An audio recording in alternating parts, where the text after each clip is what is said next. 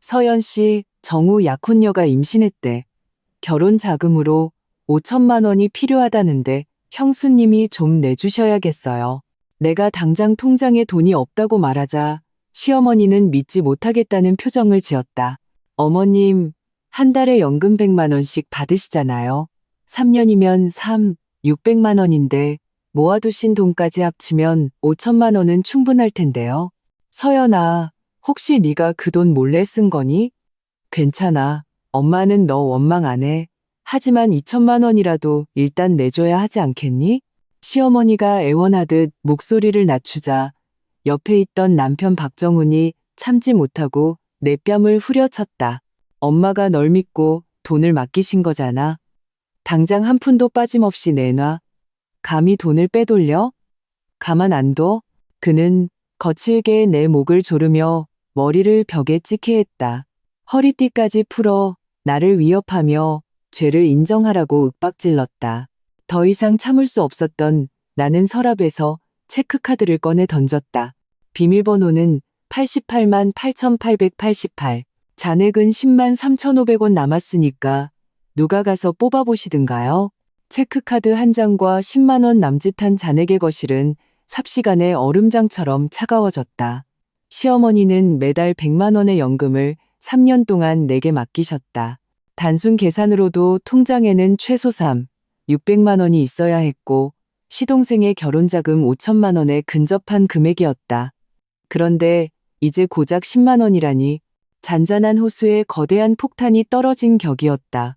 시동생의 약혼녀 이주리가 카드를 노려보며 비웃었다. 형님, 지금 장난하세요? 어머님이 힘들게 모으신 연금을 그렇게 흥청망청 쓰시면 어떡해요? 늘 내게 상냥했던 시동생 박정우마저도 의심과 적의가 가득한 눈으로 나를 쏘아보았다. 그는 주먹을 꽉 쥐며 물었다. 형수, 엄마가 3년 동안 모은 돈 전부 형수네 친정에 갖다 바친 거 아니야? 얘들아, 그만들 해라. 서연이가 그럴 애가 아니야. 분명 무슨 오해가 있을 게다.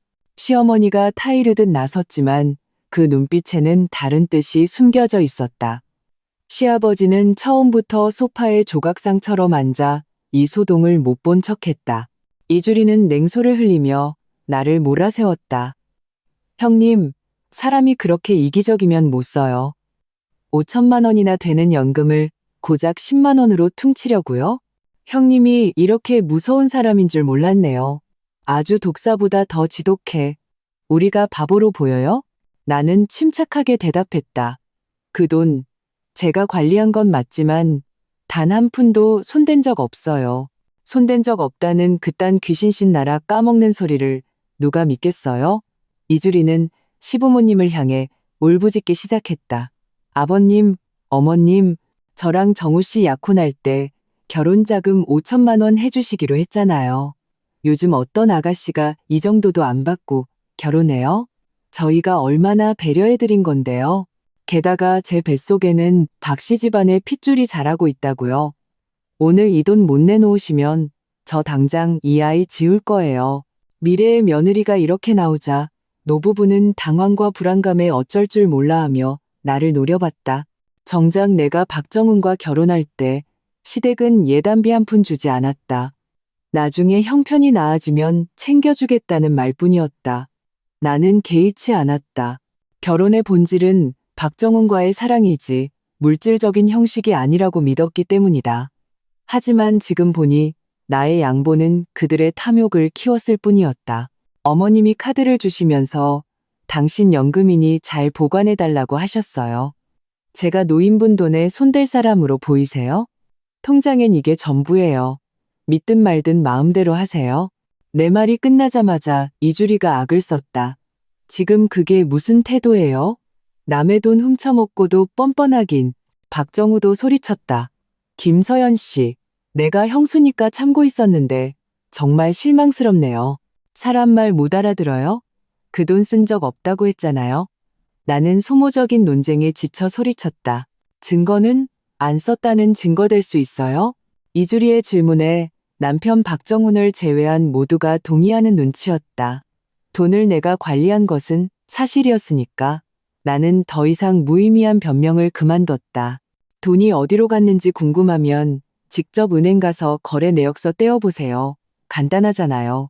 그 순간 줄곧 침묵하던 박정훈이 예고 없이 달려들어 내 팔을 거칠게 붙잡았다. 그가 나를 세게 밀치는 바람에 나는 벽에 등을 강하게 부딪혔다. 딱딱한 벽에 부딪힌 등뼈가 욱신거렸다. 그는 내 코앞에 손가락질하며 나직이 으르렁거렸다. 상황 파악 좀 해. 남들 앞에서 내 체면 깎아내리지 마. 엄마 돈 당장 내놔. 안 그러면 우리 끝이야. 갑작스러운 폭력에 나는 잠시 멍해졌다. 나를 향한 가족들의 적대적인 시선에 마음이 차갑게 식었다. 어쩌면 그와의 결혼을 승낙한 순간부터 오늘의 비극은 예정되어 있었는지도 모른다. 체면을 목숨처럼 여기는 남편, 응석바디로 자란 시동생, 그리고 끊임없이 이익을 계산하는 예비 동서. 이 집안의 진정한 일원이 되겠다는 생각은 애초에 망상이었다. 아픈 등을 부여잡고 박정훈을 올려다봤다. 그의 얼굴에는 일말의 죄책감도 없었다. 오히려 더 이상 일을 키우지 말라는 경고의 눈빛을 보냈다. 그 돈 네가 쓴 거 맞아. 네가 어떻게든 마련해. 정우 결혼이 깨지면 가만 안 둘 줄 알아. 나는 헛웃음을 쳤다. 내 남편조차 날 믿지 않는데 당신 마음속에서 난 당신 체면보다도 못한 존재였구나. 그렇지? 7년. 캠퍼스 커플에서 시작해 웨딩드레스를 입고 아이가 엄마, 아빠를 배울 때까지 나는 이제야 깨달았다. 그는 단 한 번도 나를 동등한 배우자로 대한 적이 없었다. 그의 부모, 그의 동생, 심지어 그의 소위 친구라는 사람들조차 나보다 우선이었다. 나는 그저 그의 인생 계획표에서 체크 표시가 끝난 항목에 불과했다. 여기서 비련의 여주인공 연기하지 말고 당장 돈 구할 방법이나 찾아봐. 시어머니는 박정훈이 손찌검하는 것을 보고는 신용뿐인 만류를 했다. 어휴, 사람을 밀면 어떡하니? 그러고는 가식적인 얼굴로 나를 위로했다. 서연아, 정훈이가 성질이 못 돼서 그래. 마음에 담아두지 마. 어머님, 아직도 형님 편드시는 거예요? 이주리의 목소리에 불만이 가득했다. 박정우도 거들었다. 엄마는 너무 형이랑 형수만 챙겨요. 전부터 이상했어요. 친아들은 내버려 두고 왜 굳이 형네 집에 와서 사세요? 매일 밥 해주고 청소해주고 이제는 연금까지 남한테 맡기다니. 박정우는 쌓였던 불만을 터뜨렸다. 그는 심지어 이 모든 것이 우리 부부와 시어머니가 짜고 자기 어머니의 연금을 가로채려는 연극이라고 의심했다. 지난 3년간 시어머니는 우리 집에 머물렀다. 그녀는 늘 큰아들인 정훈을 더 아끼기 때문에 기꺼이 우리 집에 남아 가사를 돕겠다고 했다. 그러면 우리 부부가 퇴근하고 돌아왔을 때 따뜻한 밥을 먹을 수 있고 아이도 돌봐줄 사람이 있으니 부담을 덜 수 있을 거라고. 시어머니는 약속을 지켰고 그래서 나는 그녀의 존재를 불편하게 여긴 적이 없었다. 하지만 큰아들을 편애한다는 말은 그저 듣기 좋은 인사치레라고만 생각했다. 그때 뒤에서 쨍그랑 소리가 났다. 아들이 가장 아끼던 로봇 장난감이 바닥에 떨어져 있었다. 아이는 동그래진 눈으로 겁에 질려 달려와 박정훈을 밀쳤다. 아빠, 엄마 괴롭히지 마. 분명 두려워하면서도 내 앞을 막아서는 아들의 모습에 심장이 누군가에게 꽉 움켜쥐어진 듯했다. 모든 변명이 목구멍에 걸려 나오지 않았다. 나는 시어머니를 향해 또박또박 물었다. 사실대로 말씀 안 하시면 이 집이 끝장나는 걸 그냥 지켜보시겠다는 건가요? 모두의 시선이 쏠리자 시어머니는 어색하게 웃었다. 네, 내가 왜 그걸 바라겠니? 하지만 돈을 네가 다 써버렸는데 내가 어쩔 도리가 없잖니. 그 대답에 내 마음속 마지막 온기마저 사라졌다.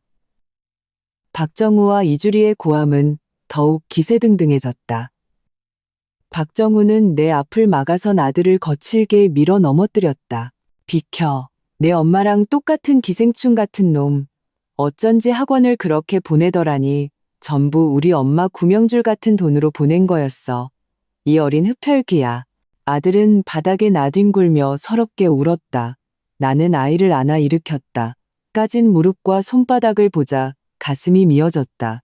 고개를 들어 박정훈에게 차갑게 말했다. 우리 이혼해. 시어머니는 이혼이라는 말에 기겁하며 달려와 나를 말렸다. 서연아, 충동적으로 그러지 마. 잘 살다가 왜 이혼 얘기를 꺼내니? 오늘 돈 문제는 걔들이 잘못했어.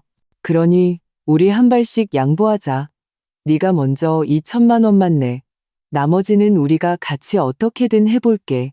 이 지경에 이르러서도 그녀의 머릿속에는 오직 그 돈뿐이라는 사실에 기가 막혔다. 박정우는 당연히 반대했다. 원래 5천만 원인데 왜 2천만 원만 받아요? 엄마, 너무 편해하시는 거 아니에요? 이러면 저희 정말 서운해요. 시어머니는 작은 아들을 쏘아붙였다.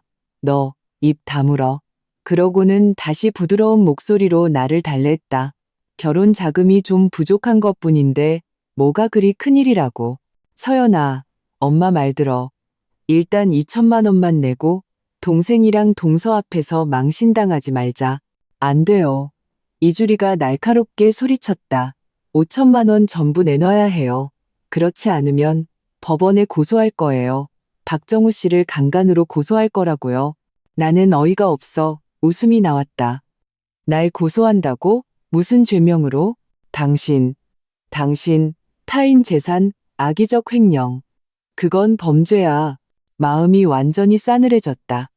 갈라서기로 마음먹은 이상 더는 거칠애를 유지할 필요가 없었다. 나는 비웃으며 말했다. 법적으로 그건 공갈 협박이라고 하는 거야. 이주리는 믿을 수 없다는 듯 나를 노려봤다. 너 방금 뭐라고 했어? 내 행동이 공갈 협박죄에 해당한다고 법조항이라도 읊어줄까? 우리 아버지는 법학계의 권위자이시니 아마 기꺼이 무료 법률 상담을 해주실 거야. 내 말에 집안의 모든 사람들이 얼어붙었다. 나는 늘 온화하고 양보하는 사람이었다. 사소한 마찰은 웬만하면 웃어넘겼다. 이주리의 얼굴은 돼지 간처럼 검붉어졌다. 그녀는 분노에 차 소리쳤다. 김서연, 감히 날 협박해? 너 이 집에서 계속 살고 싶지 않은 거야? 방금 분명히 말했을 텐데 나 이혼할 거라고. 나는 평온한 목소리로 말했다. 이 결정을 내리자 마음이 오히려 홀가분해졌다. 전문 능력으로 따지자면 나는 국내 최고의 IT 기업의 핵심 개발자였다.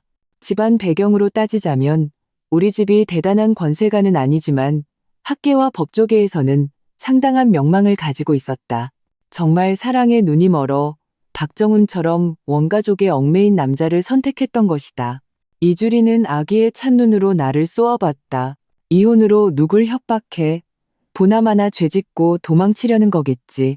어머님 연금 5천만 원을 횡령한 게 들통나니까 무서워서 이혼하려는 거잖아. 똑똑히 들어. 그 돈 갚지 않으면 우린 끝까지 고소할 거야. 좋아. 소장 기다릴게. 법정에서 판사님이 누구 말을 믿을지 한번 보자고. 나는 말을 마치고 방으로 들어가 짐을 챙기기 시작했다. 박정우는 시종일관 어두운 얼굴로 말이 없었다. 시어머니가 그의 팔을 밀며 재촉했다. 정훈아, 어서 서연이 좀 말려. 말리긴 뭘 말려? 돈을 꿀꺽하고 찔리니까 도망가려는 거잖아. 나 없이 그깟 월급으로 얼마나 잘 사나 한번 보자고. 기가 찼다.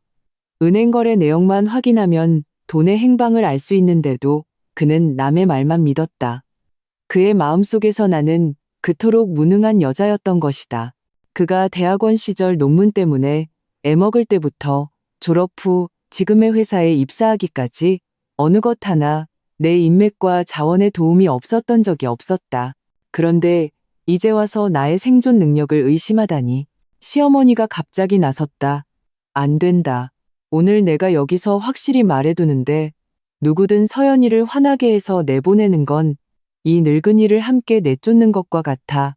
가족들은 모두 놀랐다. 아무도 시어머니가 갑자기 내 편을 들 것이라고 예상하지 못했다. 오직 나만이 그녀가 이 연극을 하는 진짜 목적을 알고 있었다. 박정우는 화가 머리끝까지 났지만 결국 아버지를 향했다. 시아버지는 여전히 소파에 앉아 손을 휘저으며 관여하고 싶지 않다는 뜻을 내비쳤다. 어쩔 수 없이 박정우는 약혼녀의 손을 잡고 집을 나서려 했다. 떠나기 전 그는 악담을 퍼부었다. 좋아요. 오늘 다들 저 여자 편드세요. 앞으로 집안에 무슨 일이 생겨도 저한테 기대하지 마세요. 시어머니는 그를 말리려다 망설이더니 결국 자리에 남았다. 그녀는 아마도 작은 아들을 내쫓았으니 내가 감격해서 마음을 돌릴 것이라 생각했을 것이다. 그녀는 내 앞에 와서 가식적인 미소를 지었다. 서연아, 봤지? 이 집은 네가 없으면 안 돼. 방금 전에 불미스러운 일은 엄마가 없었던 걸로 할게. 그리고 네가 형수니까 앞으로 동생 내외에게 좀 양보하는 게 맞지. 나는 그저 비웃음만 나왔다. 제가 양보한 게 부족했나요? 어머님이 제 동의도 없이 아이를 봐준다는 명목으로 이 집에 들어오신 날부터 저는 계속 양보만 해왔는데요. 그 말을 꺼내자 박정우는 새로운 공격거리를 찾았다. 네가 감히 그런 말을 해? 우리 엄마가 애 봐주지 않았으면 네가 그렇게 편하게 살 수 있었을 것 같아? 매년 얼마나 많은 돈을 아꼈는지 알아? 그래요. 당신 말이 다 맞아요. 제가 아주 큰 덕을 봤네요. 나는 더 이상 논쟁할 기운도 없었다. 너 지금 그게 무슨 태도야? 그럼 우리 엄마의 헌신이 가짜라는 거야? 박정훈이 손을 치켜들며 또다시 나를 때리려 했다. 이번에는 시어머니가 정말로 다급해졌다. 그녀는 필사적으로 그를 말렸다. 너 미쳤어? 또 뭘 하려는 거야? 내 아내잖아. 엄마, 도대체 누구 편이에요? 엄마 연금을 횡령하고 우리 집을 풍비박산으로 만든 건 저 여자라고요. 박정훈이 시어머니의 손을 뿌리치며 격앙된 목소리로 소리쳤다. 정우가 밖에서 2억 원 도박빚을 지지 않았으면 우리가 저 여자한테 이렇게까지 빌빌거릴 필요도 없었어. 나는 충격으로 그를 쳐다봤다. 결혼 자금은 거짓이고 도박 빚이 진짜였다. 어쩐지 오늘 그들이 이렇게 막무가내로 나왔던 것이다. 시어머니가 나를 힐끗 쳐다보며 말했다. 여자를 때린다고 문제가 해결될 것 같으냐? 박정우는 아랑곳하지 않고 나를 향해 소리쳤다. 말 안 듣는 여자는 매가 약이야. 나는 더 이상 그들의 막장 드라마를 볼 가치를 느끼지 못하고 아이를 안고 침실로 들어가 짐을 챙기기 시작했다. 그 순간 박정훈이 달려들어 내 목을 움켜쥐고 머리를 벽에 세게 부딪히게 했다. 이마에서 뜨거운 액체가 흘러내렸다. 아들은 내 품에서 겁에 질려 울부짖었다. 나는 고통을 느낄 새도 없이 아들을 바닥에 내려놓았다. 그가 다칠까봐 두려웠다. 박정우는 더욱 기세등등해져 허리띠를 풀어 나를 향해 휘둘렀다. 우리 엄마 연금, 목숨 같은 돈을 훔쳐먹고도 뻔뻔하긴. 오늘 그 돈 다 토해내기 전에는 어디도 못 가. 소파에 앉아있던 시아버지가 갑자기 리모컨을 들어 TV 볼륨을 최대로 높였다. 귀가 찢어질 듯한 트로트 소리가 모든 다툼을 집어삼켰다. 시어머니는 나와 눈을 마주치더니 시선을 피했다. 정훈아, 그만하면 됐다. 그녀 역시 소파에 앉아 시아버지와 함께 TV를 보기 시작했다. 아들이 울며 나를 보호하려 달려들자 눈이 뒤집힌 박정우는 허리띠로 아이를 몇 차례 후려쳤다. 울긴 왜 울어? 이 자식아. 애비 돈 쓸 때는 좋았지. 내 그 흡혈귀 엄마랑 똑같아. 내 그 잘난 교수, 아비도 별거 아니구먼. 그러니 너 같은 천박한 딸년을 낳았지. 나는 분노로 온몸이 떨렸다. 돈 때문에 아들을 때리고 심지어 우리 아버지까지 모욕하다니. 눈을 가리는 피를 닦아내고 그에게 달려들려 했지만 그는 다시 나를 제 앞에 발로 차 넘어뜨렸다. 내 발목을 잡고 침실로 끌고 가며 말했다. 입이 아주 살았어? 오늘 내가 무슨 수를 써서라도 그 돈을 받아내고 말 테니까. 침실 문이 닫히기 직전 밖에서 노크 소리가 들렸다. 경찰입니다. 문 여세요. 내 발목을 쥐고 있던 박정훈의 손이 굳었다. 시부모님도 소파에서 벌떡 일어나 놀란 눈으로 현관을 쳐다봤다. 나는 그 틈을 타 빠져나와 문을 열었다. 제복을 입은 2명의 경찰이 심각한 표정으로 서 있었다.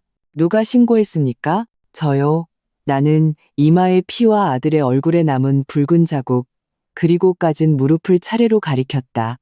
남편 박정훈이 저를 폭행했습니다. 제 아들도 맞았고요. 박정훈의 손에는 아직 허리띠가 들려 있었고 얼굴에는 미처 가시지 않은 흉포함이 남아 있었다. 경찰의 시선이 그에게 고정됐다. 시어머니가 황급히 달려와 웃는 얼굴로 말했다. 경찰관님, 오해입니다. 그냥 부부싸움 하다가 목소리가 좀 커진 것뿐이에요. 아무 일도 아닙니다. 그녀가 나를 뒤로 끌어당기려 했지만 나는 몸을 비켜 피했다. 오해인지 아닌지는 제 몸의 상처가 말해줄 겁니다. 나는 경찰을 보며 차분하게 말했다. 상해 진단서 발급을 원합니다. 그리고 정식으로 입건해주세요. 김서연, 너 미쳤어? 집안 망신을 경찰서까지 끌고 가려고 해? 정신을 차린 박정훈이 내게 소리쳤다. 가정은 법의 사각지대가 아닙니다. 나이가 좀 더 있어 보이는 경찰관이 말했다. 박정훈 씨, 그리고 김서연 씨, 저희와 함께 서로 가서 조사를 받아야겠습니다.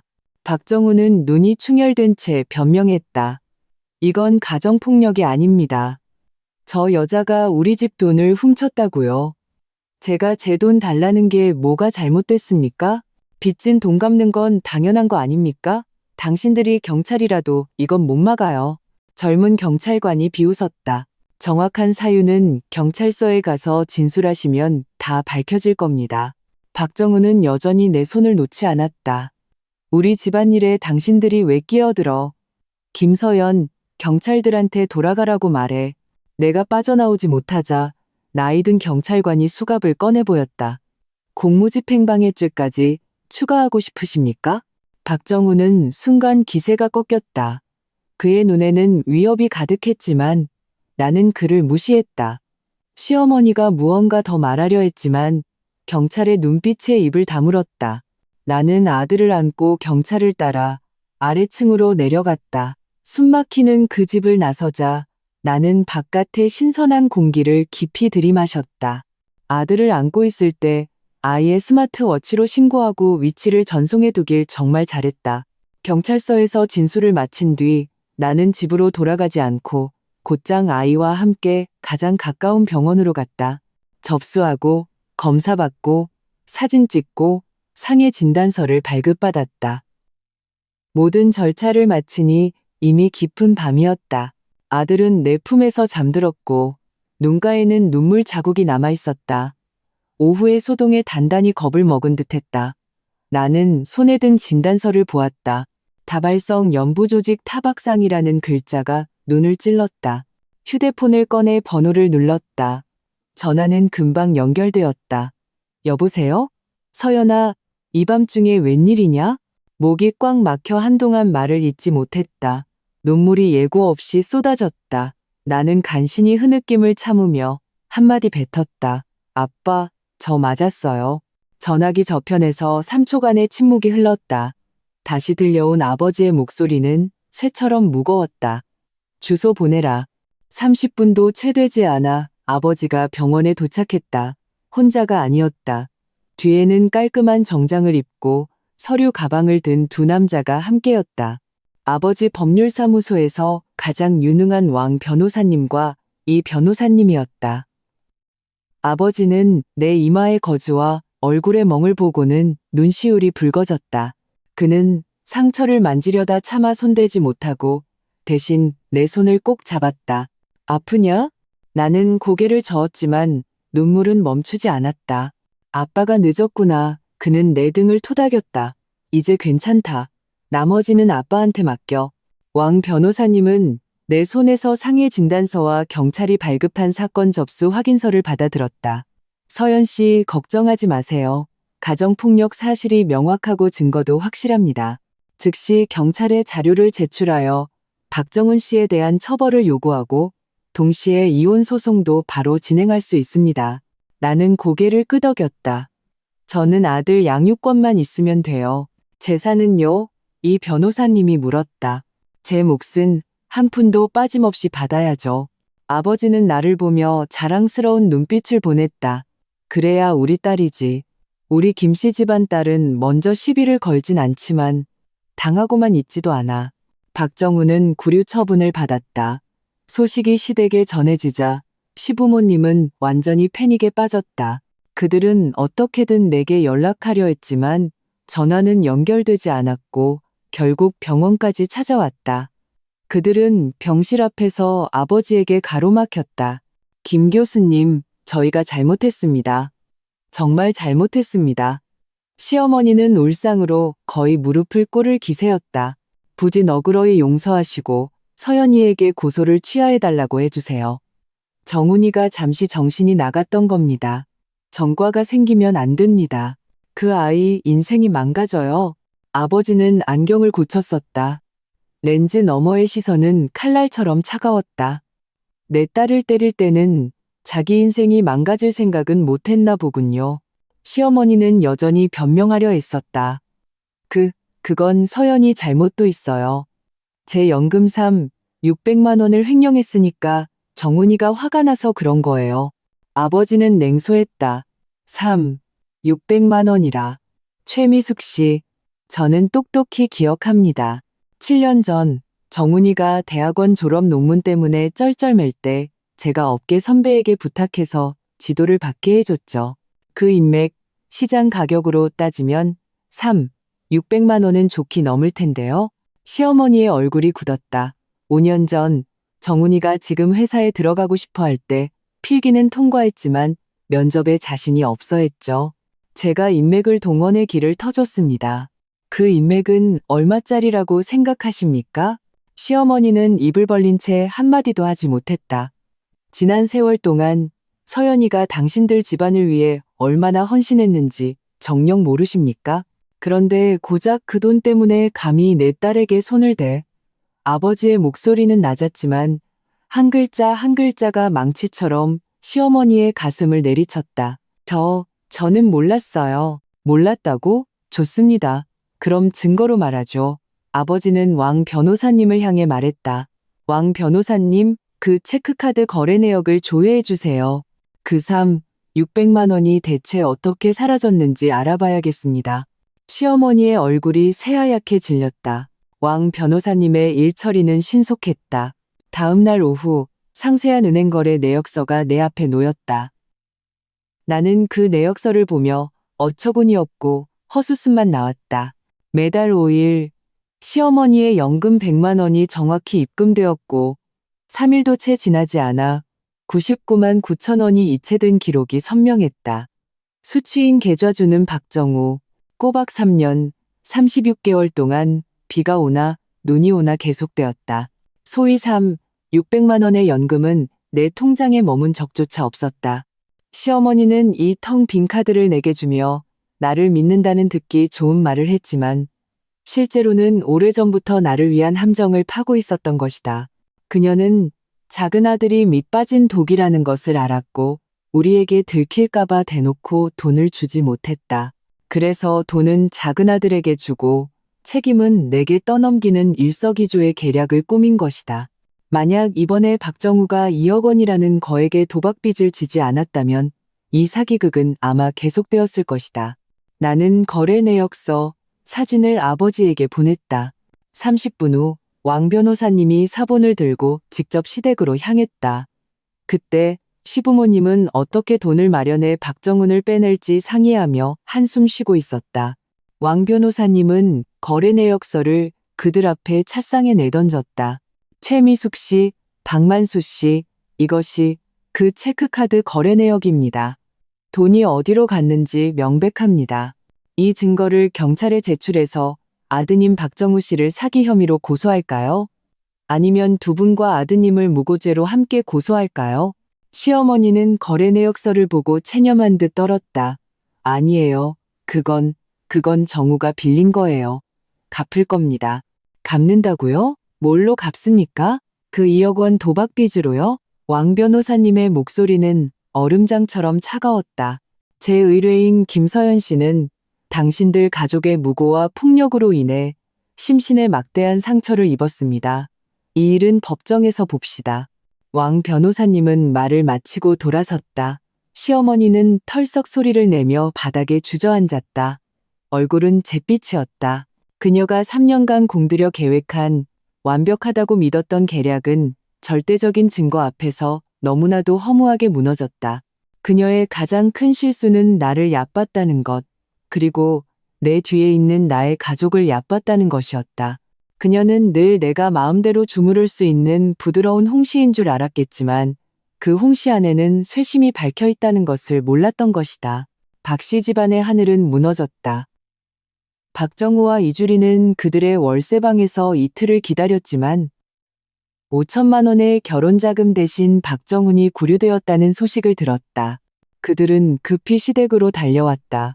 박정훈은 은행거래 내역서를 보고 자신의 퇴로가 완전히 막혔다는 것을 깨닫자 미친 듯이 소리쳤다. 엄마, 이게 다 무슨 소리야. 돈 전부 형수한테 있다며. 형수가 당연히 내줄 거라고 했잖아. 시어머니는 입술을 떨며 아무 말도 하지 못했다. 옆에 있던 이주리가 소리쳤다.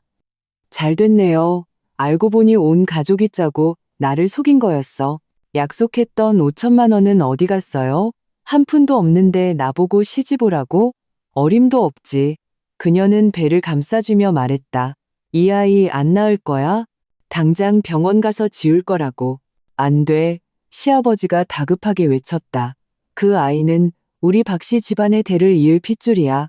박씨 집안 핏줄? 이주리가 비웃었다. 당신들 박씨 집안이 나한테 뭘 해줬는데요?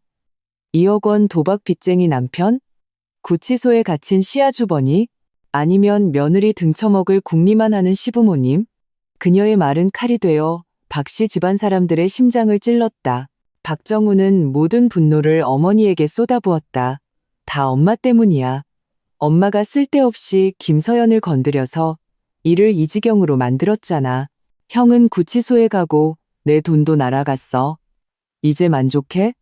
그는 집안의 서랍과 장롱을 미친 듯이 뒤지기 시작했다. 돈 어딨어? 돈 내놔. 빚쟁이들이 마지막 통첩을 보냈단 말이야. 집안은 순식간에 난장판이 되었다. 시어머니는 시아버지의 팔을 붙잡고 숨도 제대로 쉬지 못하며 울었다. 바로 그때 문이 쾅 소리와 함께 부서지듯 열리고 흉악하게 생긴 남자 몇 명이 들이닥쳤다.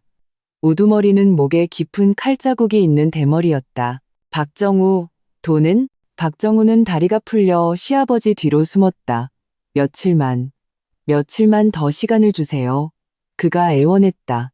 시간, 내가 이미 한 달이나 시간을 줬잖아. 오늘 돈 못 보면 내 다리 하나 잘 나갈 줄 알아.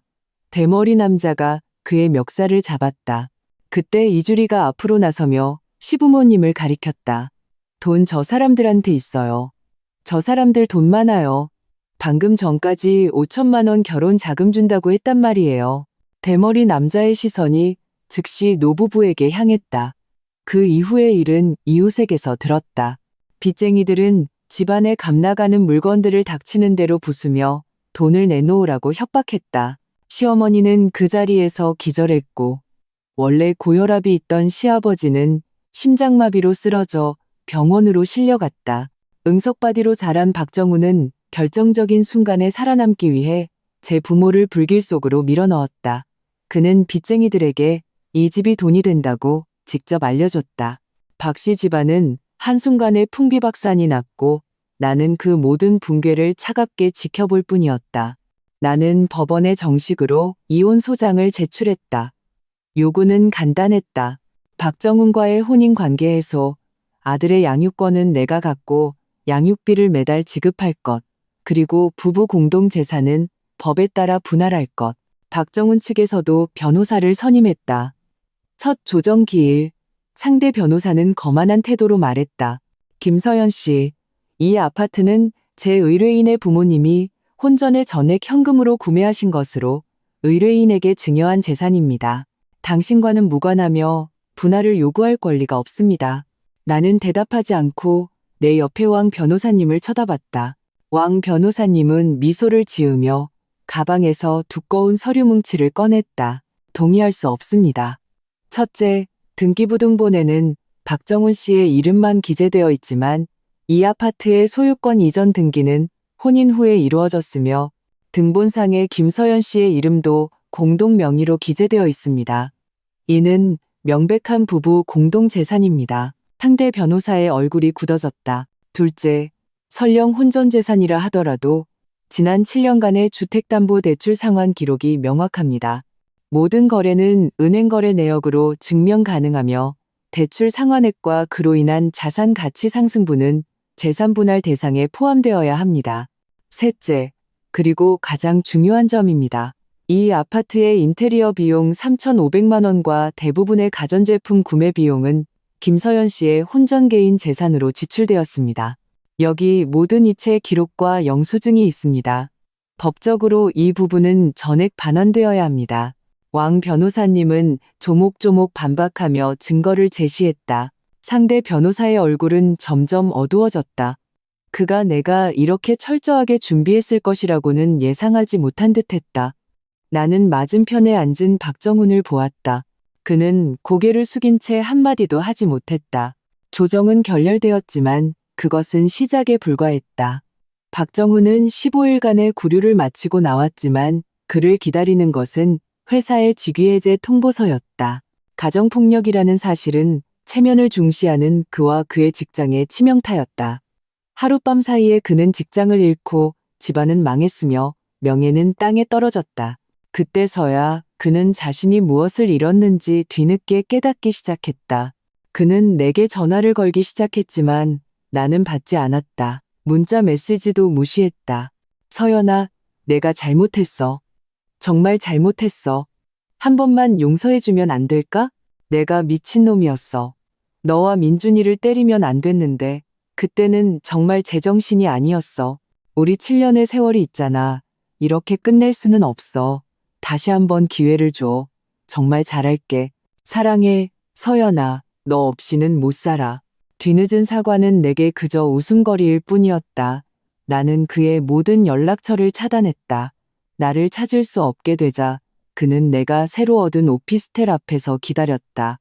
그날 내가 아들을 데리고 외출했다가 돌아오자 차에서 내리자마자 그가 달려왔다. 며칠 못 본 사이 그는 덥수룩한 수염에 눈은 퀭했고 유령처럼 깡마른 모습이었다. 나를 보자마자 그는 털썩 무릎을 꿇었다. 서연아, 제발 용서해줘. 주변 이웃들이 쳐다봤다. 나는 아들의 손을 잡고 무표정하게 말했다. 박정훈 씨 일어나요. 여기서 추태 부리지 말고.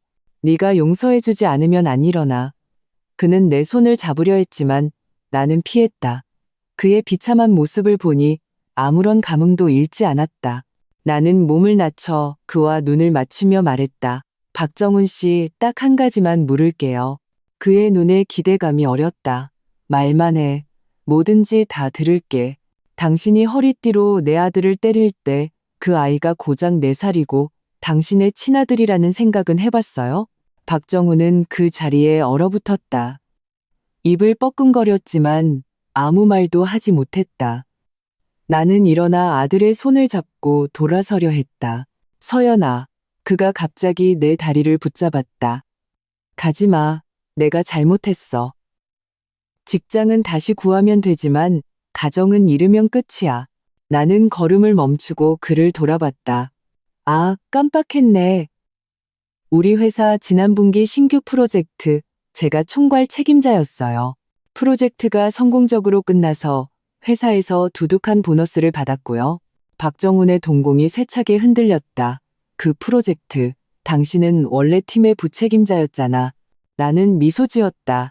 당신이 개인적인 품행 문제로 회사에서 잘렸으니까요. 지금 당신 자리는 제 후배인 김대리가 대신하고 있고요.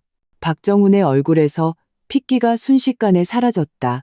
그의 커리어, 그가 자부하던 우월감은 사실 모두 내게 묶여 있었던 것이다. 그리고 그는 제 손으로 그 모든 것을 끊어버렸다. 나는 그의 손을 떼어내며 또박또박 말했다. 박정훈 씨, 당신은 생각보다 훨씬 더 많은 것을 잃었어요. 마지막 재판은 이변 없이 끝났다. 법정에서 박정훈은 더 이상 저항하지 않았다. 명백한 증거 앞에서 변명은 무의미하다는 것을 그도 알았을 것이다. 그는 이혼에 동의했고 내가 제시한 모든 재산 분할 조건도 받아들였다. 아파트는 그에게 넘어갔지만 그는 내게 인테리어 비용, 대출 상환 기여분, 자산 가치 상승분을 포함해 3억 원을 일시불로 지급해야 했다. 가정폭력 기록이 명백했기에 법적으로 유책 배우자는 재산을 거의 혹은 전혀 분할받지 못한다. 판사의 판결은 사실상 그에게 마지막 기회를 준 것이나 다름없었다. 아들은 내가 키우게 되었고 그의 면접 교섭권은 제한되었다. 폭력 기록 때문에 반드시 다른 사람이 동석해야만 아이를 만날 수 있었다. 법원 문을 나설 때 계단 아래에 서 있는 그를 보았다. 모습은 지난번보다 더 초췌했다. 서연아, 그가 불렀지만 나는 무시하고 그를 지나쳤다. 우리 사이에 더 이상 할 말은 없었다. 나중에 들은 바로는 그 3억 원을 마련하고 입원한 아버지의 병원비를 대기 위해 시어머니가 시골의 집까지 팔았다고 한다. 하지만 그 돈으로도 박정우의 도박 빚을 다 갚을 수는 없었고 빚쟁이들은 여전히 그들을 괴롭혔다. 이주리는 결국 병원에 가서 아이를 지우고 박정우에게서 몇 천만 원의 위자료를 받고는 종적을 감췄다. 박정우는 빚쟁이들에게 쫓기다 다리가 부러져 평생 휠체어 신세를 지게 되었다. 한때 시어머니가 눈에 넣어도 아프지 않다고 했던 그 작은 아들이 결국 온 가족을 무너뜨린 장본인이 되었다. 한때 내 앞에서 위세를 떨치던 그 집은 그렇게 산산조각 났다. 깨진 도자기처럼 각자 자신이 뿌린 씨앗에 쓴 열매를 맛보게 된 것이다. 1년 후 위자료와 프로젝트 성공 보너스를 모아 나는 강남의 학군 좋은 곳에 대형 아파트를 전액 현금으로 구입했다. 부모님도 모셔와 함께 살기 시작했다. 낮에는 내가 일하러 나가면 부모님이 아이를 봐주시고 저녁에는 다 함께 모여 식사하며 TV를 보는 평범하지만 따뜻한 일상이 계속되었다. 일도 순조로웠다. 천공 프로젝트가 성공적으로 마무리되면서 내 이름은 업계에 알려지기 시작했다. 나는 나만의 팀을 꾸려 더 중요한 프로젝트를 책임지게 되었다. 일과 삶이 모두 제자리를 찾아갔다. 과거의 그 사람들과 일들은 아득한 안개처럼 희미하고 비현실적으로 느껴졌다. 주말 나는 아들을 데리고 근처 공원으로 산책을 나갔다. 햇살이 눈부셨고 아들은 잔디밭에서 나비를 쫓으며 까르르 웃었다. 그때 누군가 나를 보고 있다는 느낌이 들었다. 고개를 들어보니 커다란 나무 아래 익숙한 뒷모습이 서 있었다. 박정훈이었다. 그는 색이 바랜 낡은 티셔츠를 입고 있었고 등은 조금 굽었으며 머리에는 흰머리가 희끗희끗했다. 그는 멀리 서서 후회와 부러움, 그리고 깊은 쓸쓸함이 뒤섞인 눈으로 나를 바라보고 있었다. 뛰어놀다 지친 아들이 달려와 내 시선을 따라 그를 보더니 호기심 어린 목소리로 물었다. 엄마, 저 아저씨 누구야? 나는 시선을 거두고 아들의 머리를 쓰다듬으며 다정하게 대답했다. 그냥 아는 사람이야. 중요한 사람 아니란다. 나는 아들의 손을 잡았다. 나무십 사이로 쏟아지는 햇살이 따스했다. 가자, 아들. 엄마가 우리 민준이 제일 좋아하는 아이스크림 사줄게. 와, 신난다. 우리는 더 밝은 햇살이 비추는 곳으로 걸어갔다. 그 어두운 그림자는 과거와 함께 뒤에 남겨두고